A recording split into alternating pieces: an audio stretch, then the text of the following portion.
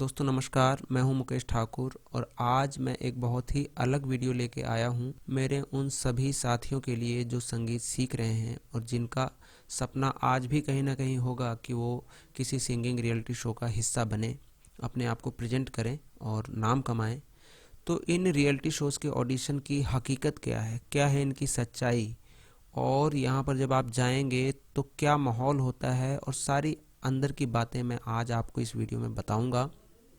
तो आप इस वीडियो को ध्यान से देखें, पूरा देखें। इस वीडियो को मैंने ज़रा सा भी एडिट नहीं किया हुआ है, सिर्फ वीडियो क्लिप्स को काट के छोटा किया हुआ है।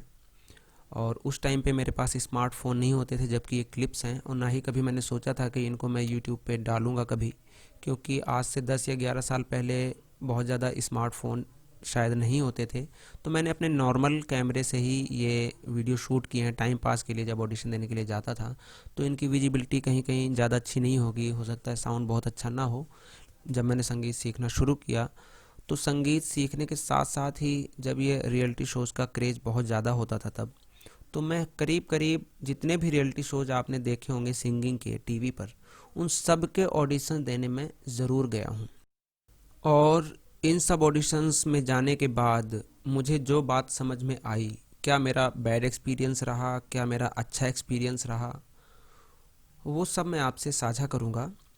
और मैं चलता हूँ सबसे पहले आपको लेके सारेगामापा 2010 के ऑडिशंस में।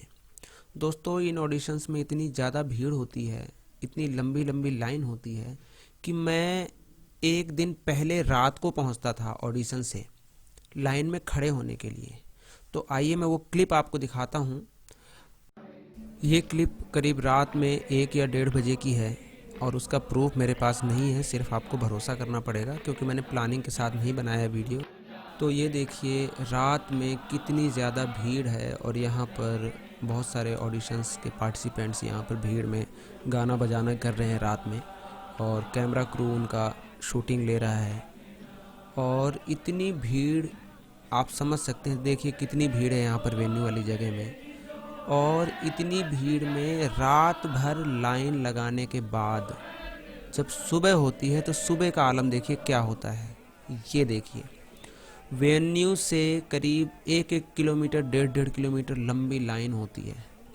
हम रात भर खड़े हैं, ये सारे लोग रात भर खड़े हैं और सुबह हो गई, ना खाने का ठिकाना, ना पीने का ठिकाना, ना कोई अरेंजमेंट है। ये देखिए फिर हम बिठा दिया जाता है कि आप बैठ जाओ। और कितनी लंबी लाइन है, आप ध्यान से देखिए।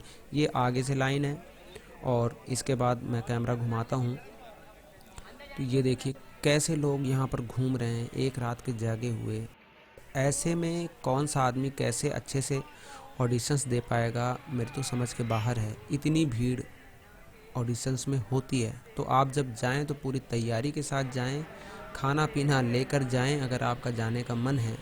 और वैसे भी इतनी रात एक जगह खड़े खड़े खड़े खड़े, और सुबह 10 या 11 बजे नंबर आता है एंट्री का, तो कितनी ज़्यादा भीड़ होती है।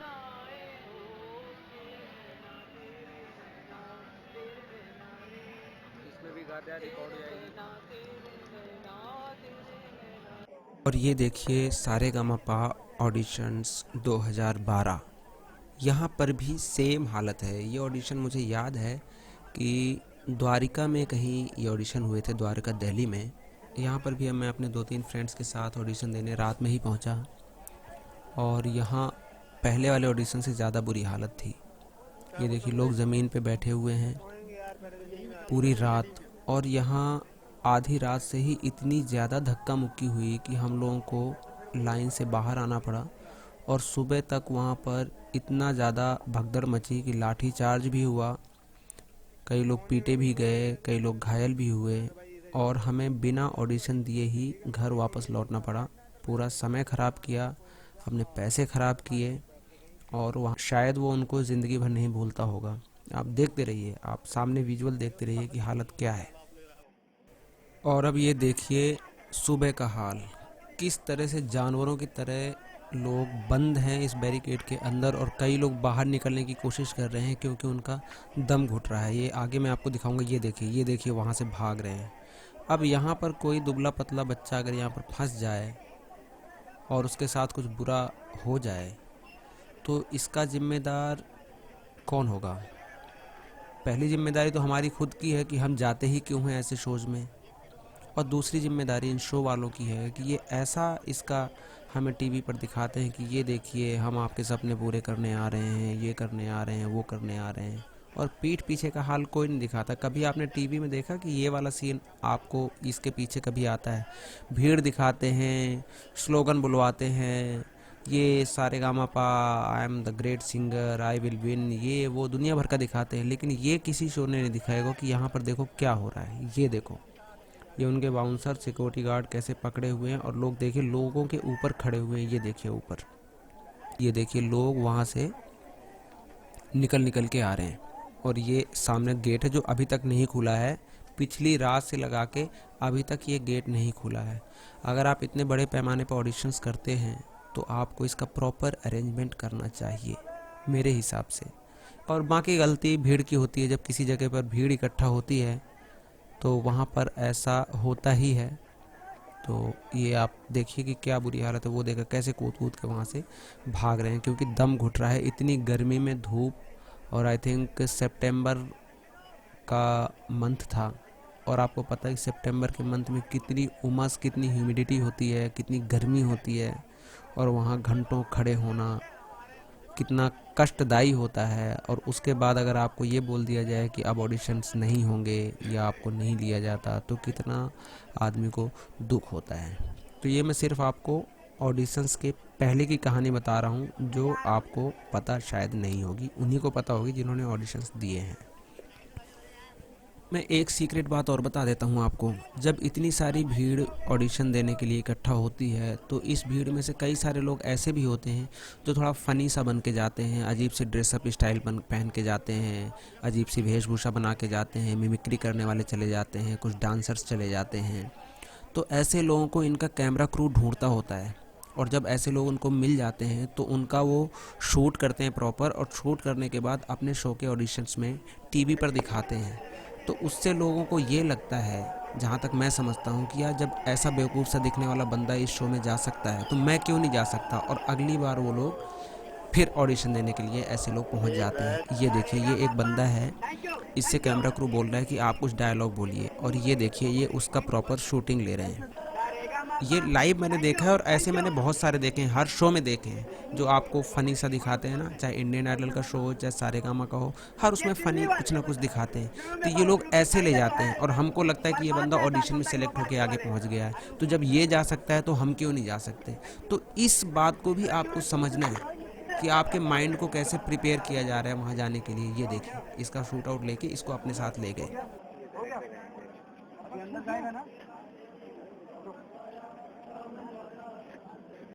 और अगर मेरा वीडियो देखते हुए आप यहाँ तक आ गए हैं तो अब मैं कुछ सिंगर्स से मिलवाऊंगा जो बेचारे बिना संगीत सीखे हुए इन शो के लालच में पड़ के वहाँ तक पहुँच जाते हैं। आप खुद इनको सुने और बताएं क्या इनको ढंग का संगीत आता है।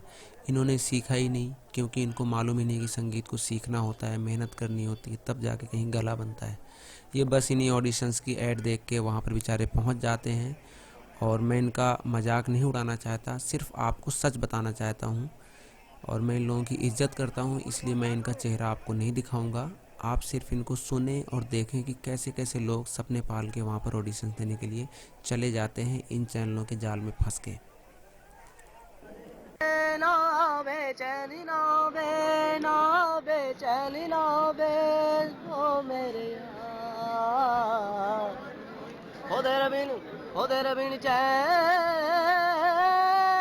क्या बात है, क्या बात है।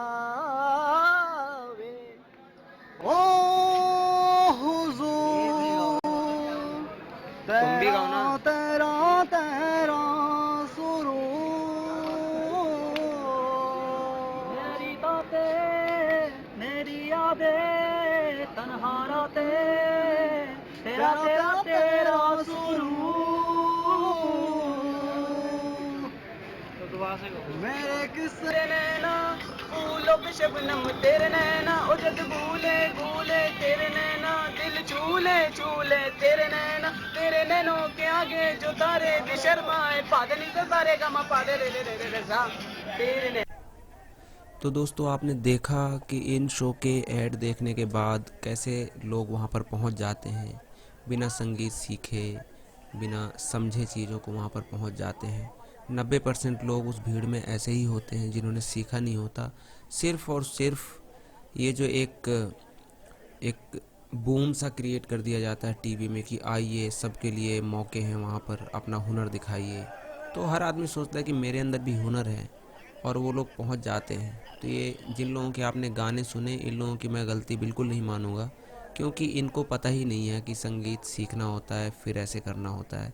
ये तो बेचारे टीवी में देखा कि ये बंदा गया है तो मैं भी जा सकता हूँ, और ऐसे करके लोग पहुँच जाते हैं ऑडिशंस में और वहाँ पर ये सारी बातें होती हैं। तो ये मेरे वीडियो का पहला पार्ट था। आपको जैसा भी लगा हो, मुझे तो शेयर करनी है अपनी बात, तो मैं शेयर करता रहूँगा, और आने वाले वीडियोज़ में मैं अपने बारे में बताऊँगा कि मैं किस लेवल तक पहुँचा और फिर उसमें वहाँ अंदर क्या हुआ। तो जब आप सारे वीडियो देख लेंगे तब आपको मालूम पड़ेगा कि सब की कहानी बिल्कुल एक सी है।